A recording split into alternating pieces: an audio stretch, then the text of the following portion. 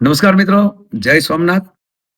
આપણા ભારત વર્ષના પનોતા પુત્ર અને આપણા માનનીય વડાપ્રધાન શ્રી નરેન્દ્રભાઈ મોદીના નેતૃત્વમાં એમની ગૌરવવંતી હાજરીમાં સોમનાથ સ્વાભિમાન પર્વ જ્યારે ભવ્ય અને દિવ્યતાથી 1000 વર્ષ પછી ઉજવવા જઈ રહ્યો છે. 1000 વર્ષ પહેલા થયેલા આક્રમણોથી લઈ અને આજના વૈભવ સુધી આ પર્વ કેવલ ભારત વર્ષની વિશ્વને કંઈક આધ્યાત્મિક ચેતનાની કંઈક અદ્ભુત ઝાંખી કરાવવાનું છે.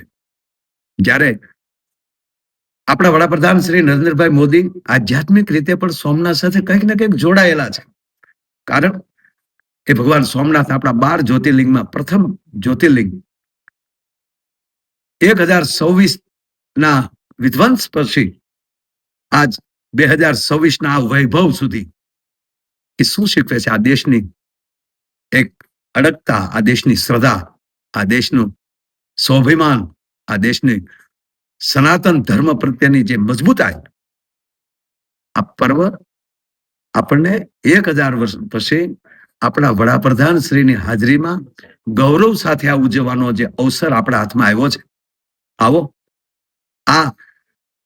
આ પર્વથી વિશ્વને સનાતનતાની શક્તિનો માર્ગ મળવાનો છે અને એ માર્ગના પંથે આપણે પણ સાથે બધા જોડાઈએ અને ભગવાન સોમનાથ, આપણો સોમયોનાથ, એ પણ આપણી ગરવી ગુજરાતને એક અદ્ભુત, આપણું આનાથી બીજું તીર્થ ન હોઈ શકે એવા આપણા ભગવાન સોમનાથને જય જયકાર કરીએ અને આ પર્વમાં આપણે આવવાનું ચૂકશો નહીં.